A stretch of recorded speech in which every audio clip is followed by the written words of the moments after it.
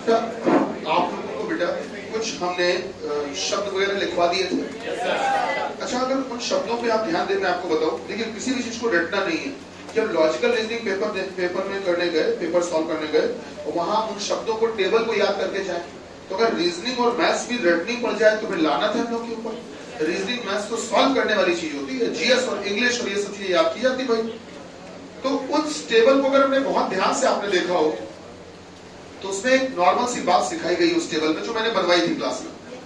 उसमें ये था कि जब भी कभी अनिश्चित शब्द मिल जाते हैं, अनसर्टेन वर्ड, मतलब ऐसे शब्द जो बिल्कुल फिक्स नहीं होते हैं, जिनमें थोड़ा सा अंदाजे वाली बातें होती हैं, लगभग लगभग की, अगर ऐसे कोई शब्द मिल जाते हैं तो फिर पूर्ण धारणा कार्रवाई निष्कर्ष सही हो जाता है। और जब कोई एक डेफिनेट वर्ड मिल जाता है, प्रत्येक, सारे, केवल, हमेशा, बिल्कुल भी, ये निश्चित सर्टेन वर्ड्स हैं, अगर इनमें से कोई भी मिल जाए तो बात गलत हो जाए। तो हमने बस इतनी बात सीख ली कि अगर कभी भी कोई अनिश्चित शब्द मिल जाते हैं तो फिर बात सही होगी, और निश्चित शब्द मिल जाते हैं तो बात गलत होगी। सीधी सी बात है। तो अगर मैं आपसे कह दूं कोई कथन था, पता नहीं क्या कथन था, चलो मैं बोल ही देता हूं, कथन ये था, सपोज कथन ये था कि कल क्लास में 12 बजे, कल क्लास में 12 बजे, कल क्लास में 12 बजे, 12 बजे, कल क्लास में 12 बजे पूर्व धारणा पढ़ने के लिए स्टूडेंट्स को आना है। सुन लिया? कल क्लास में 12 बजे पूर्व धारणा पढ़ने के लिए स्टूडेंट्स को आना है। अब आपने क्या कहा कि आपने कहा कि सर हम इससे निष्कर्ष निकालते हैं। हमने कहा क्या निष्कर्ष निकालते हो? निष्कर्ष ये निकालते हैं कि कल सर 12 बजे केवल लड़कों को ही आना है। बताओ भाई। सर मैंने तो स्टूडेंट्स बोला था, केवल लड़के कैसे हो गए? क्या हुई बात? गलत। अच्छा, अगर आप ये बोलते कल 12 बजे क्लास में, कल 12 बजे क्लास में कुछ लड़कों को भी आना है, सही है। सर स्टूडेंट्स में तो चाहे कुछ लड़के हों, ज्यादातर लड़के हों या सारे लड़के हों, सब आ गए। आपने सिलोलिस में एक बात पढ़ी थी कि जो सम का डायग्राम बनता था, सम ARB, उसका डायग्राम बनाते बनाते बनाते बनाते आप ऑल ARB बना देते थे। तो जो कुछ होता है ना, वो सब कुछ भी हो जाता है। तो ये सिलोलिस में ही सिखाई गई बात है। तो ध्यान रखिएगा कि जो सर्टेन वर्ड्स होते हैं, निश्चित शब्द होते हैं, वो बात को गलत करवा देते हैं, जो अनिश्चित शब्द होते हैं बात को सही करवाते हैं। चलिए क्या तो क्वेश्चन करेंगे तो और अच्छे समझ में आएगा। एक और बात हमको कही गई, उस टेबल में एक बात कही गई थी, जब भी कभी देश हित की बात हो, संविधान की बात हो, लोकतंत्र की बात हो, न्यायपालिका की बात हो, कभी भी कोई निर्देश हो, कोई सुझाव हो, कोई नोटिस हो, कोई विज्ञापन हो, बताया था नहीं? कभी कोई सामाजिक हित की बात हो, अगर इस प्रकार की कोई भी बात हो तो हमेशा उनके पक्ष में बोलना चाहिए, तो बात सही होती है। और खिलाफ बोला गया तो बात गलत। तो फिर हमने सरल शब्दों में उसका भी एक मतलब निकाल लिया अपने हिसाब से। जब भी कभी अच्छी अच्छी बातें कही जाए तो उनके बारे में अच्छा बोलना चाहिए, और अच्छी अच्छी बातों के बारे में अगर बुरा बोल दिया तो गलत है। सीधी सी बात है। अच्छी अच्छी बातें का मतलब क्या हुआ? संविधान अच्छी बात है, देश हित अच्छी बात है, सामाजिक हित अच्छी बात है। बेटा कोई नोटिस बोला गया कि कृपया शांत बैठे, कृपया मोबाइल फोन स्विच ऑफ रखें, कृपया हेलमेट पहन के वाहन चलाएं, अच्छी बात है, तो इनके फेवर में बोलना चाहिए। तो अच्छी बातों के हमेशा पक्ष में बोलना चाहिए और बुरी बातों के हमेशा खिलाफ बोलना चाहिए, है ना?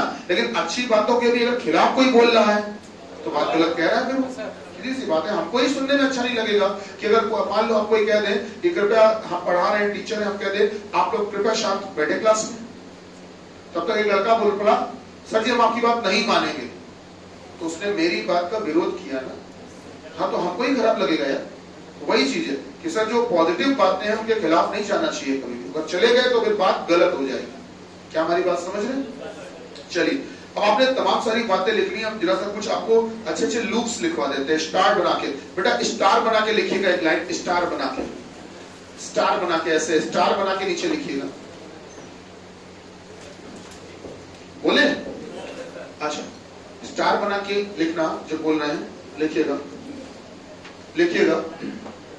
यदि किसी भी पूर्व धारणा, यदि किसी भी पूर्व धारणा, कॉमा लगाइए, कॉमा, कार्यवाही या निष्कर्ष में या निष्कर्ष में या निष्कर्ष में या निष्कर्ष में निष्कर्ष में दोनों ही तरफ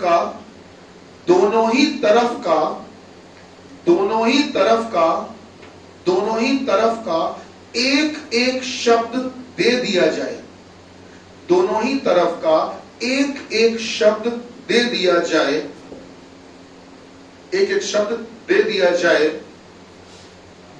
जाए तो उस पूर्व धारणा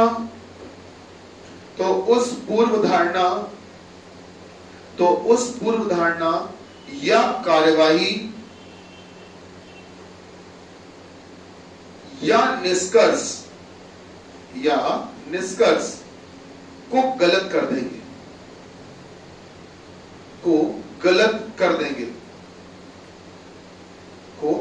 देंगे। आइए इसको समझाते हैं। हमने आपसे कहा कोई कथन था, पता नहीं क्या था कथन, कुछ भी था। हमने आपसे पूर्वधारणा यह बोली प्रायः सभी लड़के सुबह टहलने जाते हैं। तो समझना, प्रायः ये शब्द अगर आपको याद हो तो जो टेबल बनवाई थी उस टेबल में जो सही वाली बातें थी उसमें प्रायः था, और सभी लड़के, सभी ये बेटा उस तरफ वाले में था, याद है ना। तो अगर दोनों ही तरफ से एक एक शब्द दे दिया जाए तो फिर उस पूर्व धारणा या उस कार्यवाही या उस निष्कर्ष को क्या कर देंगे सर? गलत कर देंगे। नहीं समझ में आया? टेबल मैं दोबारा से बनाऊंगा। अभी जो लोग नहीं आ पाए थे उस बीच में नए हैं, मैं टेबल बनाऊंगा और शीट अभी दूंगा और आपसे भी क्वेश्चन अभी साथ में लगवाऊंगा। मैं चेक तो करोगे जो कर रहा है उससे कुछ फायदा भी मिल रहा है कि नहीं मिल रहा है? सीधी सी बात है भाई, है ना। तो बेटा हमने आपसे क्या कहा कि अगर एक शब्द सही वाले का भी मिल जाए और एक शब्द गलत वाले का भी मिल जाए, दोनों से एक एक शब्द मिल जाए तो फिर उस पूर्व धारणा या कार्रवाई को क्या करना है? गलत करना है। एक स्टार बना के लिख लिया। अगला फिर से स्टार बनाइए, पॉइंट लिखिए। स्टार बनाइए, फिर से पॉइंट लिखिएगा। यदि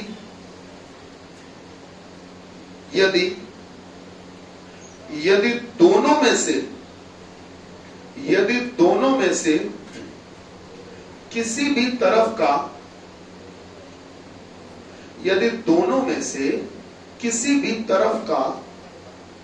भी तरफ का कोई भी शब्द, दोनों में से किसी भी तरफ का कोई भी शब्द न मिले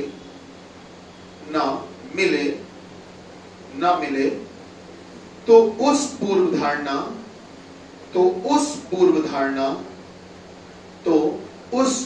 धारणा या कार्यवाही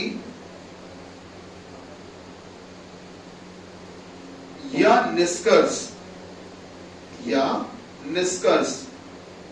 को सही कर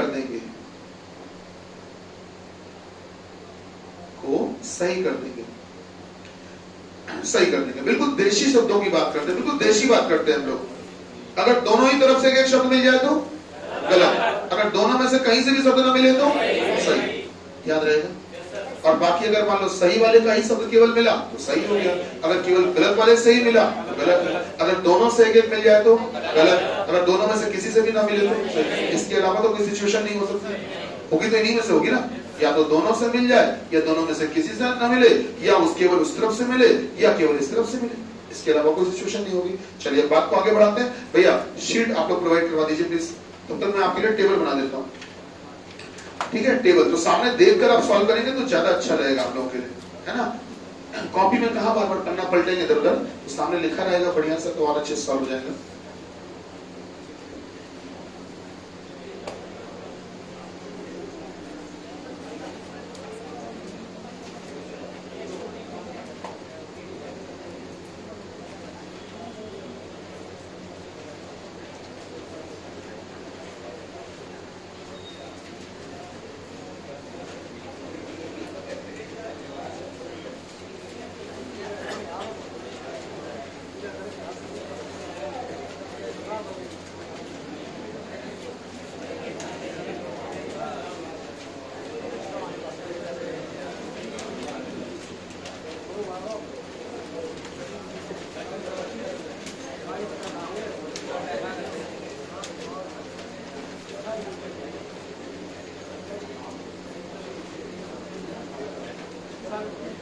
जी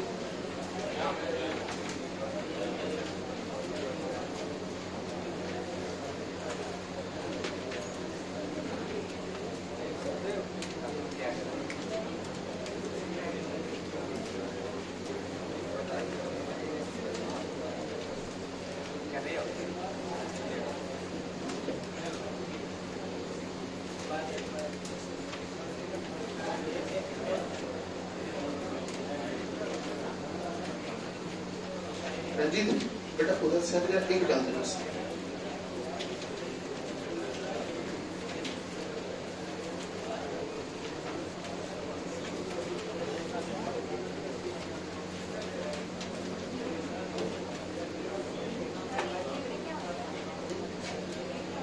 बेटा मैं चेक करूंगा, देखा नहीं है, बता कर समझ।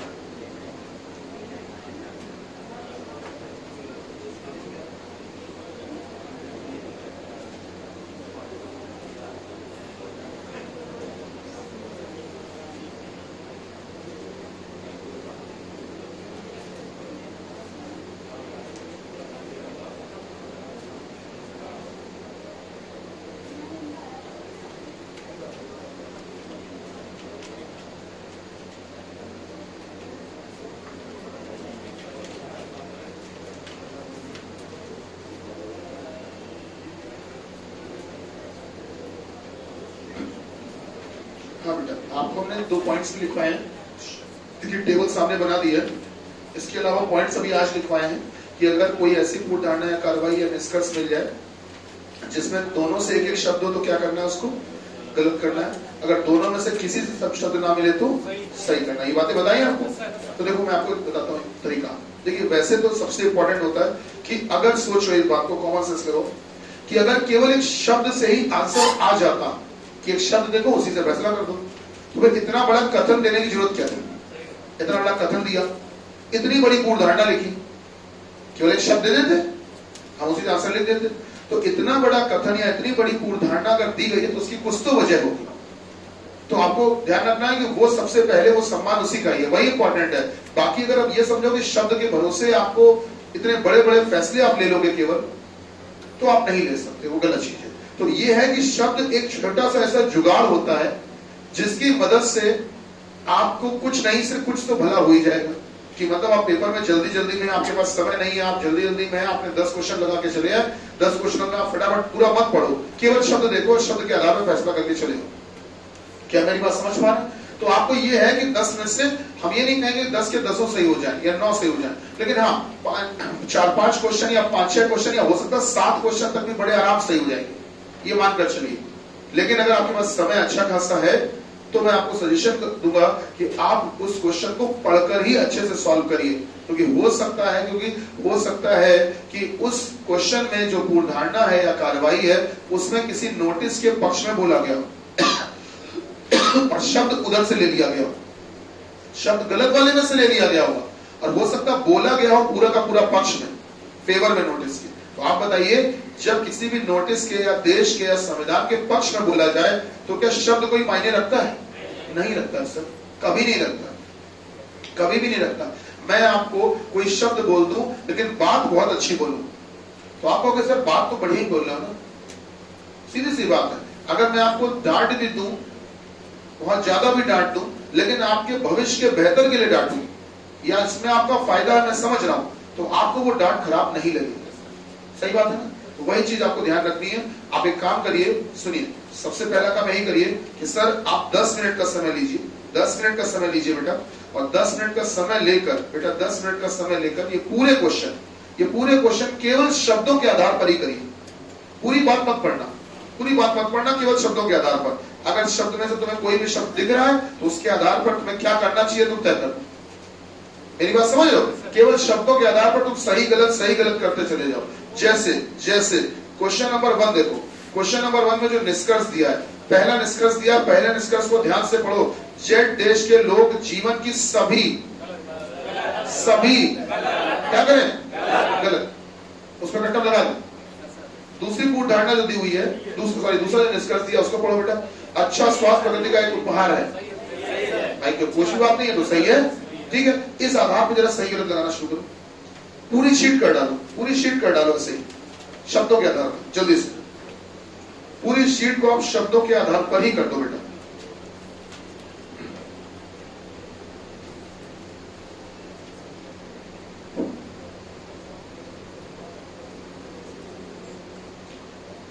हो गए क्या? अरे बहुत बढ़िया है, शाबाश। जल्दी से कर डालिए सभी लोग।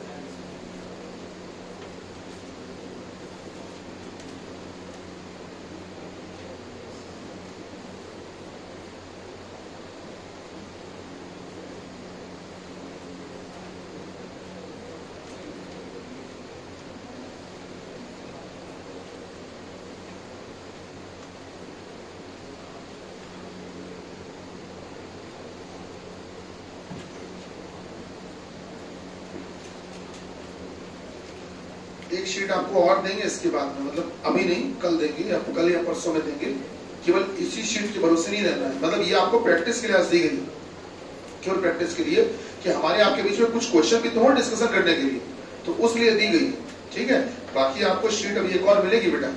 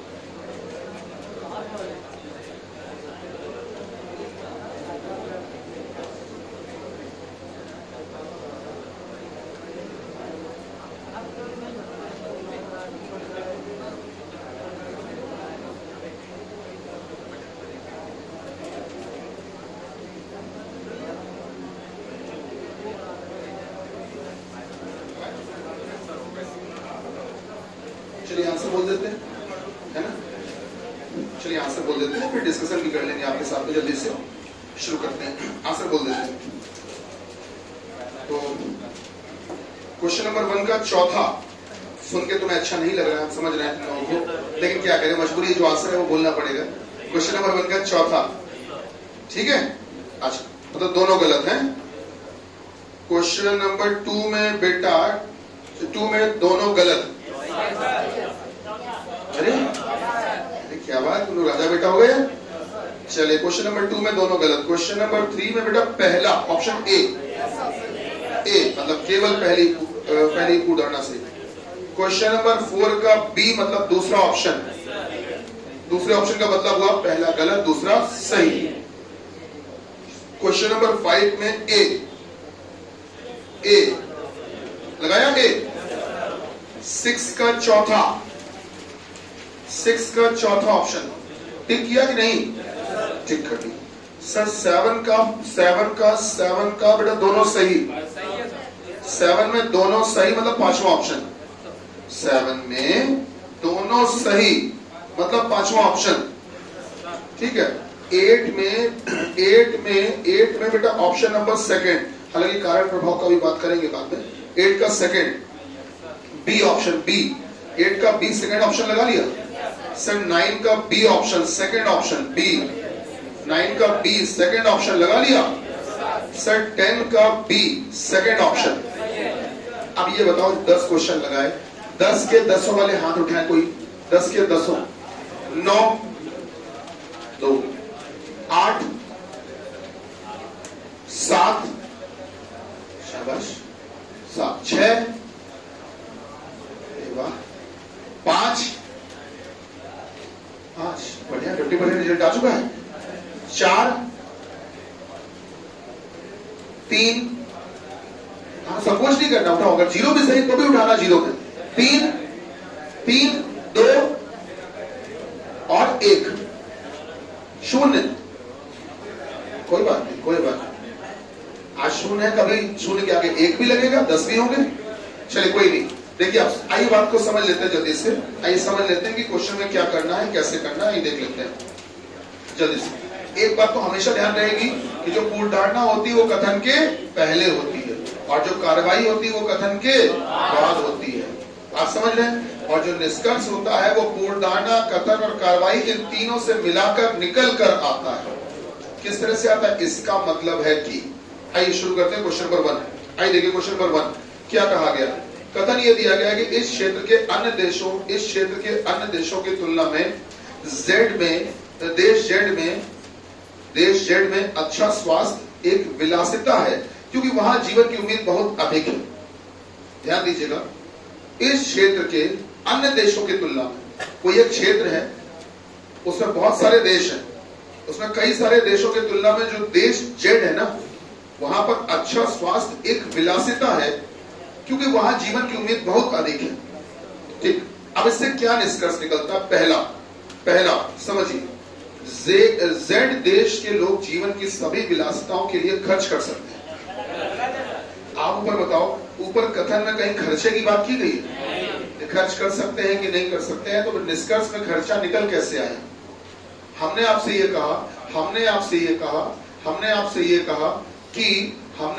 कहा कि कोई एक लड़का है राकेश, कथन बोल रहे हैं, कथन, राकेश के माता पिता उसकी सारी जरूरतें पूरी करते हैं, सारी इच्छाएं पूरी करते हैं, सारी खुशियों का ध्यान रखते हैं।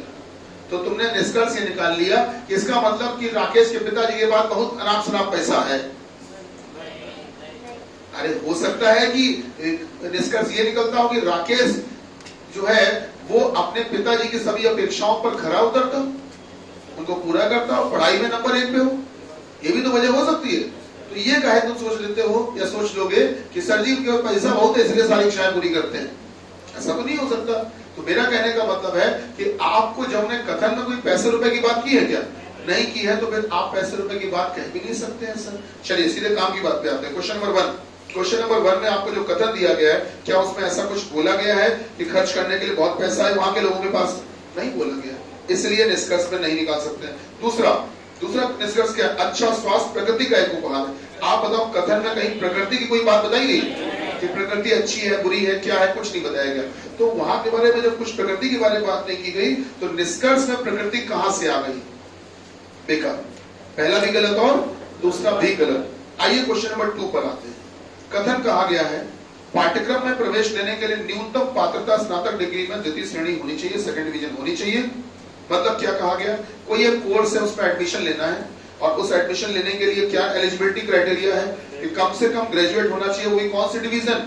सेकंड डिवीजन से। हालांकि जिन उम्मीदवारों ने स्नातक के अंतिम वर्ष की परीक्षा दी है वो भी आवेदन कर सकते हैं।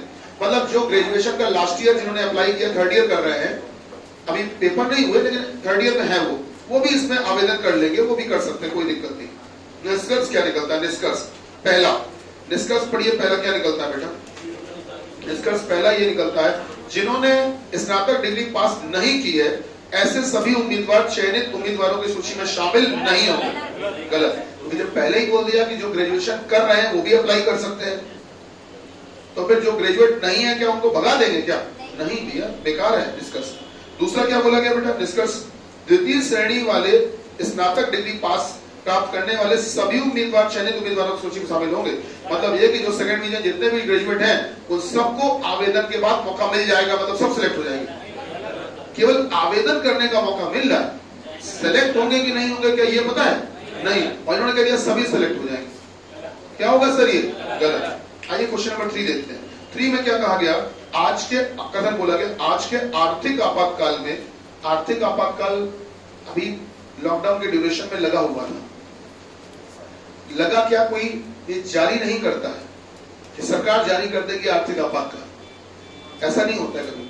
क्योंकि अगर आर्थिक आपातकाल जारी कर दिया तो अन्य देशों में हमारी बेइज्जती होगी, प्लस जो लोग हमसे हमारे देश पर कब्जा करना चाहते हैं, इस फिराक में रहते हैं, उनको हमारी कुछ कमजोरी नजर आएगी तो वो अटैक भी कर सकते हैं। तो ऐसी स्थिति में भले ही हमारे पास पैसा ना हो लेकिन हम ये कभी नहीं सामने वाले को जाहिर होने देंगे कि हमारे यहाँ आर्थिक परिस्थिति बहुत खराब है या आर्थिक आपातकाल है।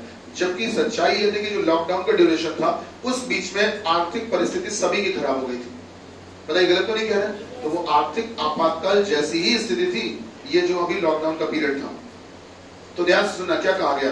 कहा यह गया बेटा, कथन में ये कहा गया है, कथन में ये कहा गया है कि आज के आर्थिक आपातकाल में सीमित परिवार, मतलब परिवार छोटा, परिवार नियोजन की बात हो रही है, सीमित परिवार और शिक्षा के क्षेत्र में कठिन परिश्रम का ध्येय ही समृद्धि की दिशा में भारत का नेतृत्व कर सकते हैं।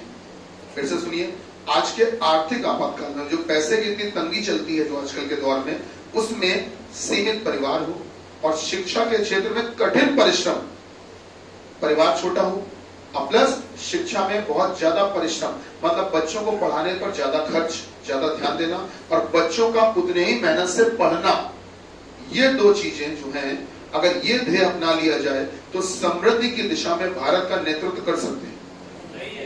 ठीक, अब इसके पीछे क्या सोच रही होगी? इतनी बड़ी बड़ी ज्ञान की बातें जो बोल दी गई हैं उसके पीछे कुछ सोचा भी तो गया होगा। तो पहली सोच, धारणा, पहली सोच क्या बोली गई बेटा? सीमित परिवार और शिक्षा के क्षेत्र में कठिन परिश्रम का ध्येय भारत की समृद्धि के साथ सहसंबद्ध है। सहसंबद्ध मतलब होता है डायरेक्टली प्रोपोर्शनल। मतलब ये हुआ कि क्योंकि अगर परिवार छोटा हो और शिक्षा के क्षेत्र में भारत अच्छा करे, मेहनत करे, तो फिर इसका सीधा सीधा संबंध होगा भारत की समृद्धि से। अगर ये हो जाए तो समृद्ध भी हो जाए। तो डायरेक्टली प्रोपोर्शनल का मतलब होता है अनुक्रमानुपाती। सुना है? ये बढ़ेगा तो वो भी बढ़ेगा, ये बढ़ेगा तो वो भी बढ़ेगा, तो सीधा सीधा संबंध। सहसंबद्ध, सहसंबद्ध पढ़िए नहीं लिखा, सहसंबद्ध मतलब क्या कहा गया है कि सीधा सीधा संबंध। क्या कहा गया? सीमित परिवार और शिक्षा के क्षेत्र में कठिन परिश्रम का ध्येय भारत की समृद्धि के साथ सहसंबद्ध है, मतलब सीधा सीधा जुड़ा हुआ है, सीधे सीधे संबंधित है। कौन कौन सीधे संबंधित है? सीमित परिवार और शिक्षा में संघर्ष या मेहनत। किससे? भारत की समृद्धि से सीधा संबंध। बात सही। दूसरी सोच क्या रही होगी इतनी बड़ी बात बोलने के पीछे? एक बड़े परिवार को शिक्षा पर खर्च के लिए कठिनाई का सामना करना पड़ता है। भाई सुनो, करना पड़ता है होगा वो एक अलग बात है, लेकिन आप कभी भी नेगेटिव बात नहीं बोलेंगे। सीमित परिवार जो है वो जरूरी है। अब वो परिवार खर्च कितना करता है ऐसा कुछ बोला है क्या? आप मुझे बताइए, कथन में क्या छोटा परिवार खर्चा कम करेगा ऐसा बोला है? नहीं बोला। कभी कभी ऐसा भी होता, बड़े बड़े परिवार होते हैं लेकिन वो कम खर्चे में काम चला लेते हैं। क्या मेरी बात समझ रहे हैं? तो ऐसा तो कोई जरूरी नहीं कि परिवार बड़ा है तो खर्चा भी ज्यादा ही होगा। कभी कभी छोटे परिवार होते हैं, उसके बावजूद भी उनका खर्चा कम 1000 परिवारों से ज्यादा हो। ऐसा भी तो होता है कि नहीं होता है? तो ऐसी स्थिति में बड़ा परिवार खर्चा ज्यादा करेगा, उसको खर्चे में कठिनाई का सामना करना पड़ेगा। ये हमारे से सोच आती। क्या बड़े परिवारों को लेकर कोई सोच बोली गई है? नहीं बोली गई है, इसलिए दूसरी वाली उदाहरणा गलत है। आइए थोड़ा सा और गंभीरता से पढ़ते हैं। क्वेश्चन नंबर 4 कथन हमको दिया गया है, युवा लड़कों को कॉलेजों में प्रवेश लेने से पहले कई बार सोचना होगा कि डिग्री के अलावा रोजगार भी मिल रहा है या नहीं मिल रहा है। युवा लड़कों को कॉलेज में प्रवेश एडमिशन लेने से पहले ये सोचना होगा कि भाई डिग्री के अलावा रोजगार भी मिल रहा है कि नहीं मिल रहा है। अच्छा, ये बात कहने के पीछे क्या सोच रही होगी? पहली सोच देखो बेटा, लड़कियां रोजगार की तलाश नहीं करती। आप बताओ, ऊपर कथन में लड़कियों की कोई बात हुई है? लड़कियां रोजगार की तलाश नहीं करती, ये कहां से है? बेकार है। दूसरा, डिग्री मूलतः रोजगार से संबंधित नहीं है। क्योंकि डिग्री मूलतः रोजगार से संबंधित नहीं है। ध्यान से सुनना, ये बहुत अच्छी बात बोली, बिल्कुल सही है ये, लेकिन अच्छी बात क्यों है ये ध्यान सुनना। क्योंकि डिग्री मूलतः आमतौर पर रोजगार से संबंधित नहीं है, इसलिए कंफर्म कर लो कि डिग्री करने जा रहे हो वहां नौकरी भी मिलेगी कि नहीं मिलेगी। बीटेक वाले जो कॉलेज जो लोग एडमिशन लेते हैं बीटेक में, वो सब जानते होंगे। अगर आप में से किसी ने बीटेक, बीसीए, बीबीए ऐसा कुछ किया हो, या एमबीए, एमसीए कुछ किया होगा, प्रोफेशनल कोर्स किया होगा, तो आप ध्यान देना, जब कॉलेज में एडमिशन लेने जाते हैं बीटेक वाले, तो आपने भले ना किया हो लेकिन आपने पता किया होगा या आपने सुना होगा कि जब कॉलेज में एडमिशन लेने जाते हैं तो बहुत पैसा लगता है। तो ये देखना होता है कि बताओ उस कॉलेज में कैंपस आता है कि नहीं आता, प्लेसमेंट है कि नहीं वहां, कि बस बीटेक करके बैठ जाओ। सुना है कि नहीं सुना? तो ये आप पता करते हो ना। तो इसका मतलब ये कि भैया पता है डिग्री हम कर ले, वहां से नौकरी ना मिले, इसलिए ये तो देख लो कि डिग्री करने के साथ साथ वहां नौकरी की भी कुछ जुगाड़ है कि नहीं है। यही तो होता है ना। तो अगर मान लो डिग्री का सीधा संबंध रोजगार से होता तो हमें ये टेंशन लेने की जरूरत ही नहीं थी। हम डिग्री कर ले, नौकरी अपने आप मिल जाएगी। इसका मतलब डिग्री कर ले, नौकरी अपने आप जरूर मिल जाएगी, ऐसा जरूरी नहीं है। डिग्री कर ले तो नौकरी मिल ही जाएगी, ऐसा जरूरी नहीं है। इन्होंने क्या कहा है सुनिएगा। इन्होंने ये कहा है बेटा, डिग्री मूलतः रोजगार से संबंधित होती नहीं है। ये बात सही है। डिग्री अगर रोजगार से संबंधित नहीं होती तभी तो ये बात कहनी पड़ी उनको, क्योंकि डिग्री रोजगार से सीधे सीधे संबंधित नहीं होती है। इसीलिए देख लो, चेक कर लो एक बार एडमिशन लेने से पहले कि डिग्री तो करने जा रहे हो, नौकरी वोकरी है भी नहीं है वहां। मेरी बात समझ रहे हैं? बिल्कुल सही बात है, ये सोच रही होगी, बिल्कुल रही होगी बेटा। तो आंसर क्या हो गया? पहला गलत, दूसरा सही। अच्छा, अगला देखो, क्वेश्चन नंबर 5 क्या कहा गया बेटा? ये कहा गया है कि कुछ लोग गाने को डाउनलोड करके सुनने के बजाय अभी भी रेडियो सुनते हैं। गाने यूट्यूब से या अन्य जगहों से डाउनलोड करके नहीं सुनते हैं। क्या सुनते हैं? रेडियो सुनते हैं। जाहिर है वे अचानक से किसी ऐसे गीत को सुनने, इसके रोमांच को खोना नहीं चाहते जिनको सुनने की उन्होंने बहुत की उम्मीद नहीं की थी। मतलब समझ रहे हैं? रेडियो में भाई पता होता है कि कौन सा गाना आएगा, नहीं, लेकिन जब आप डाउनलोड करते हो तो आपको मालूम है कि हमने यही डाउनलोड किया तो आएंगे यही। हमें मालूम है हमने यही वाले डाउनलोड किए हैं, यही बजेंगे। क्या रेडियो में तो पता है कौन से गाने बजेंगे? कभी भी कुछ भी। तो अंदर एक रोमांच होता है कि हमें नहीं पता कौन सा गाना आएगा। हो सकता है कोई ऐसा गाना जो हमें उम्मीद भी नहीं थी, अचानक वो गाना आ जाए, तो एक एक्साइटमेंट होता है ना, खुशी होती है। तो वो लोग उस एक्साइटमेंट को खोना नहीं चाहते, इसलिए वो गाना डाउनलोड करने के बजाय रेडियो सुनते हैं। बिल्कुल सही बात है, बिल्कुल सुनते हैं।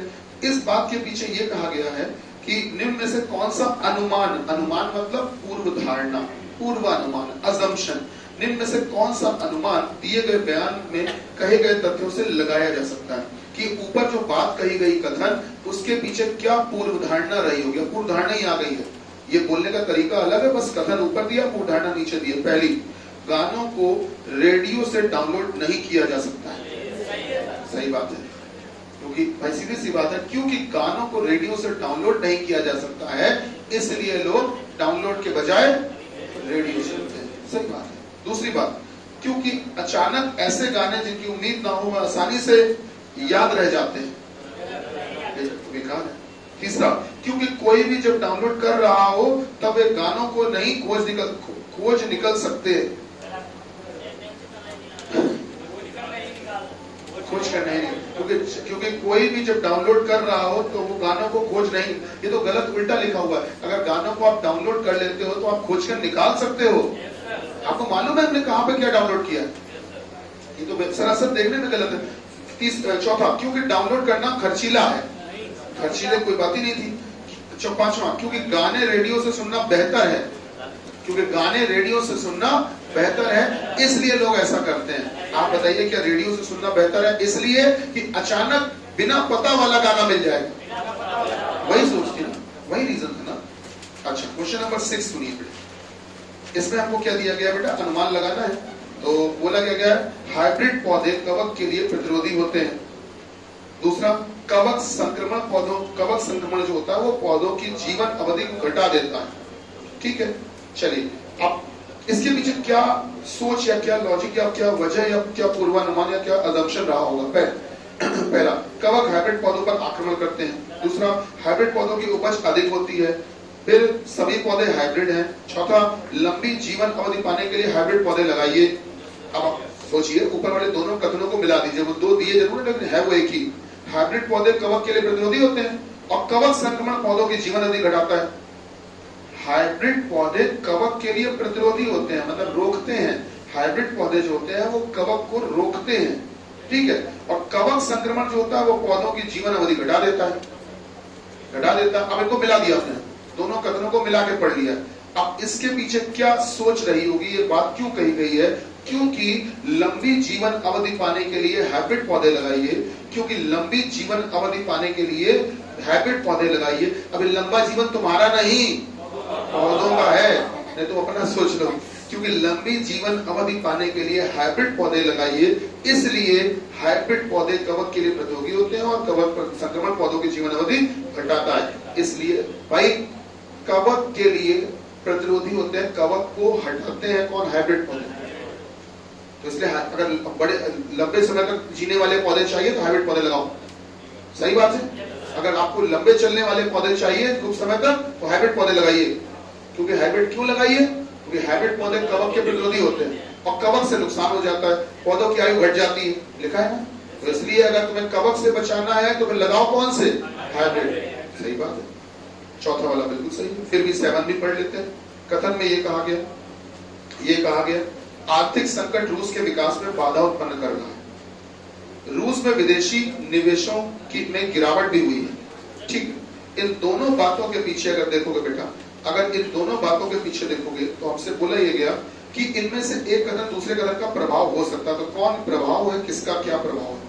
देखो, कारण व प्रभाव जो हमने आपको कहा था कि क्वेश्चन से ही डिस्कस करेंगे, कोई क्वेश्चन ही मिल गया है तो आप इसी से ही समझ लेते हैं।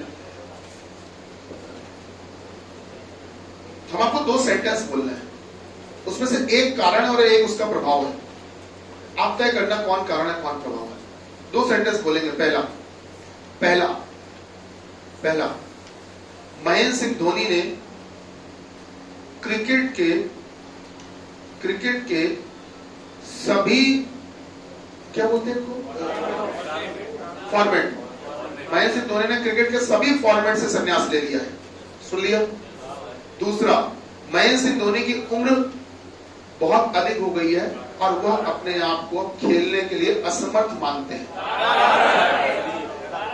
कौन कारण? और उसका प्रभाव क्या है? पहला। सही बात है।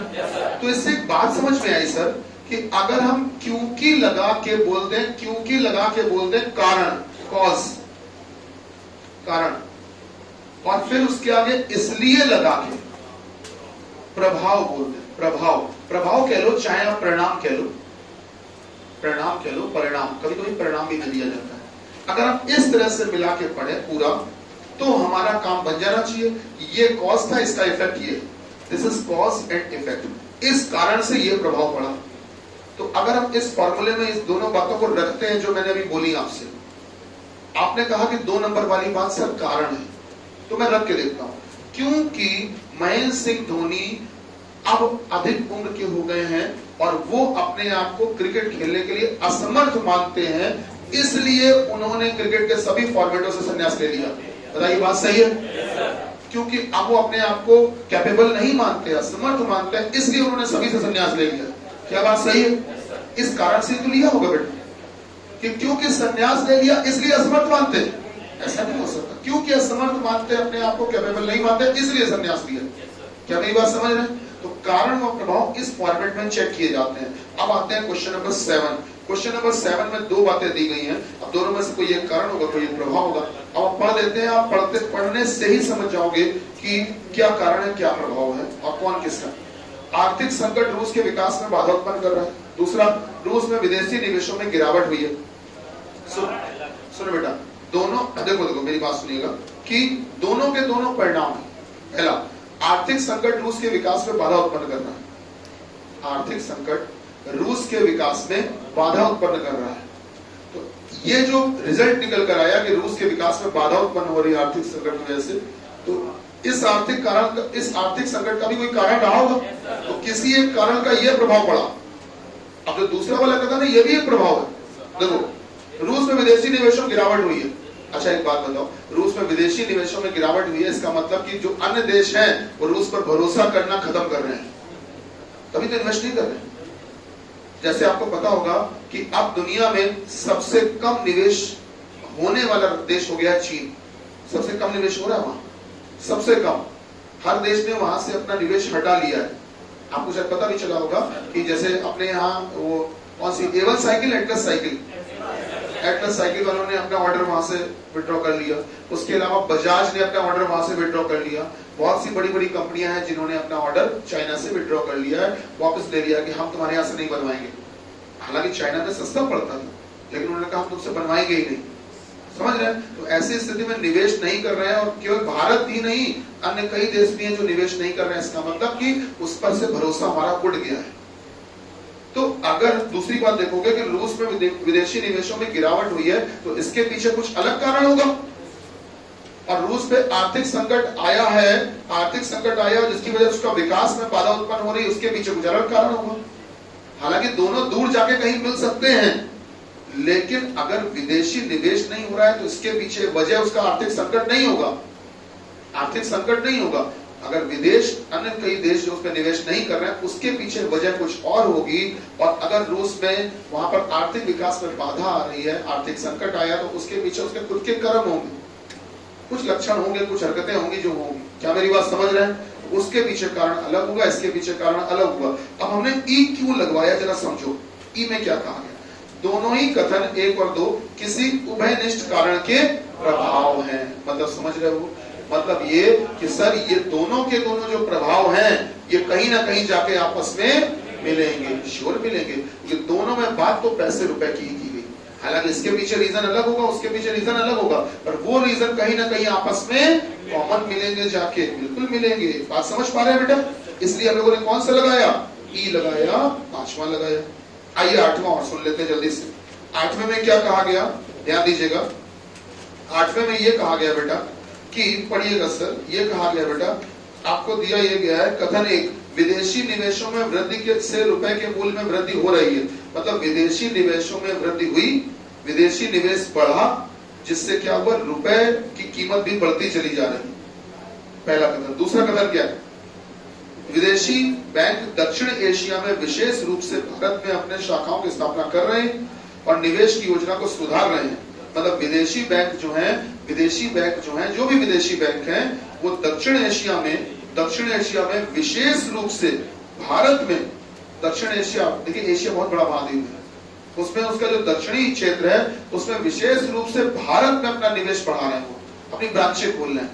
कौन खोल रहा है? विदेशी बैंक अपनी ब्रांचें खोल रहे हैं और निवेश बढ़ा रहे हैं, अपनी योजनाओं में सुधार करते जा रहे हैं। ठीक है, तो अब हमसे बोला यह गया कि इनमें से कौन सा कारण, कौन सा प्रभाव। मैंने आपको लगाया बी नंबर। तो एक काम करते हैं, बी नंबर के अकॉर्डिंग हम इसे फॉर्मूले में रख के आपको पढ़ के सुनाते हैं। बी क्या कह रहा है? बी क्या कह रहा है? पढ़ो। कथन 2 कारण है और कथन 1 उसका प्रभाव। ठीक, तो क्योंकि विदेशी बैंक दक्षिण एशिया में, विशेष रूप से भारत में, दक्षिण एशिया में, वो भी पूरे दक्षिण एशिया में भी सबसे ज्यादा किसमें? भारत में अपने शाखाओं की स्थापना कर रहे हैं। कई विदेशी बैंक खुल रहे हैं भारत में और निवेश की योजना को सुधार भी रहे हैं, बहुत ज्यादा निवेश की योजना को बढ़ा रहे हैं। इसलिए आप नंबर 1 वाला पढ़ लो। इसलिए विदेशी निवेशों में वृद्धि से रुपए के मूल्य में वृद्धि हो रही है। क्योंकि भारत में वो अपना इन्वेस्टमेंट बढ़ा रहे हैं, बैंक की ब्रांचेस बढ़ा रहे हैं, विदेशी बैंक बहुत खुल रही हैं, इसलिए भारत में रुपए की कीमत बढ़ती चली जा रही है।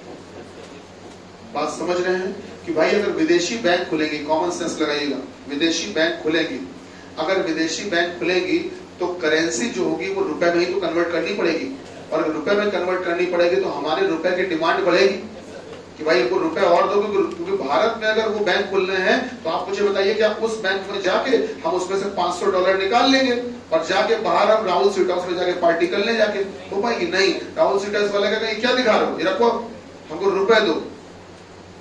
हमने उस विदेशी बैंक से निकाले डॉलर, क्योंकि विदेशी बैंक थी, लेकिन हमसे क्या मेरा काम चल पाएगा? नहीं, हमें तो रुपए ही खर्च करने पड़ेंगे। तो रुपए खर्च करने के लिए हम उस बैंक से कहेंगे ऐसा हमको डॉलर के फॉर्म में ना दो, हमको रुपए के फॉर्म में दो। तो बैंक कहेगी यार रुपए चाहिए, इसका मतलब भारत से ही कहो कि रुपए हमको दें यहीं पर। तो अगर रुपए दें तो रुपए की डिमांड बढ़ी, और अगर डिमांड बढ़ी तो रुपए की वैल्यू बढ़ गई। सीधी सी बात है सर। तो यही कहा गया है सर, यही कहा गया है कि क्योंकि विदेशी बैंक दक्षिण एशिया में विशेष रूप से भारत में अपनी शाखाओं की स्थापना कर रहे हैं, जिससे विदेश निवेश की योजना को सुधार भी रहे हैं, इसलिए विदेशी निवेशों में वृद्धि से रुपए के मूल्य में वृद्धि हो रही है। बिल्कुल सही कारण व प्रभाव। फिर भी जल्दी से 2 और निपटा देते हैं, लास्ट है। क्या कहा गया? कथन और कार्यवाही। बहुत बढ़िया। बेटी क्या है? अब रविवार के बजाय शनिवार को अपनी गाड़ी धोने के लिए ले जाती। बेटी है शायद है ना, बेटी कैसे लिखा है? ऐसे तो गांव में पहले बिट्टी होता था, है ना, छोटी की मात्रा लगा तो बिट्टी हो जाएगा। जब हमारी भतीजी हुई थी वो जरा सी था, उसको बिट्टी बोलते थे। हमारी भतीजी जब हुई थी तो वो छोटी थी, उसको बिट्टी बोलते थे, याद आ गया। खैर, तो बोला गया बेटी मानना है, बेटी अब रविवार के बजाय शनिवार को अपनी गाड़ी धोने के लिए ले जाती है। ठीक है, ले जाती है, कोई बात नहीं। अब इस पर क्या कार्रवाई करनी चाहिए? पहली, प्रत्येक शनिवार को बेटी अपने काम से छुट्टी लेगी। दूसरी, बेटी रविवार को अन्य कार्य की योजना बनाती होगी। सही बात है, सही बात है। अगला सुनो, क्वेश्चन नंबर 10। भारत के कई राज्यों में पुरुष और महिलाओं के अनुपात में असमानता पाई गई है। ठीक है, भारत के कई राज्यों में पुरुष और महिलाओं के अनुपात में असमानता पाई गई है। मतलब पुरुष और महिलाओं का जो रेशियो है, जल्दी बता दो सबसे ज्यादा कहां पर है भारत में? केरल।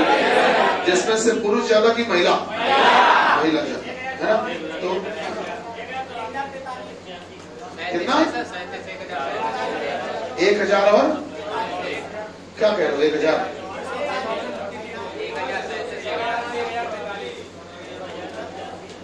1000 महिलाएं वहां।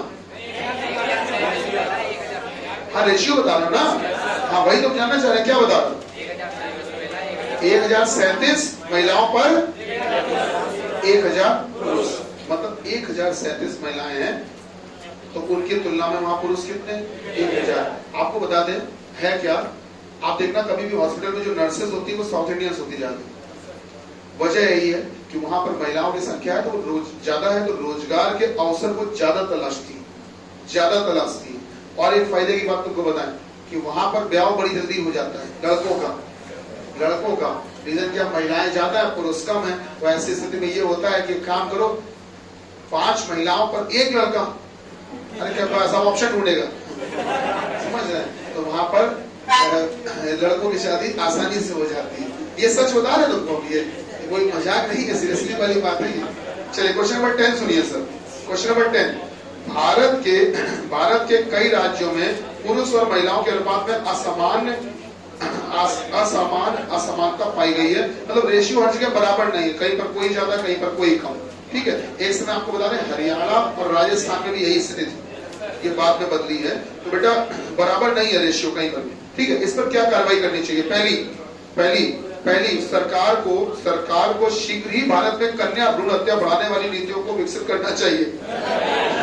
मतलब ये कि मेल फीमेल रेशियो बराबर नहीं है, हर जगह अलग अलग है। तो एक काम करो, कन्या भ्रूण हत्या जो गर्भ में ही बेटियों का वध करवा दो, तो कहीं इस बात को बढ़ावा देना चाहिए भारत को, सरकार को, जिससे कि क्या हो कि मामला 0 पे आ जाए।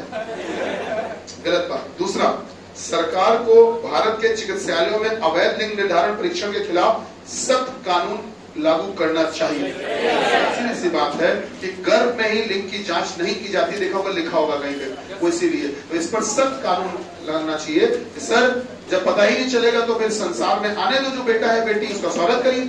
हाँ समझ रहे बेटा, सही कार्रवाई कौन सी सही, दूसरी। कल आपको एक शीट हम और प्रोवाइड करेंगे और कुछ क्वेश्चन अपनी तरफ से करवाएंगे। चलिए आज के लिए इतना ही, धन्यवाद। भारत माता की जय।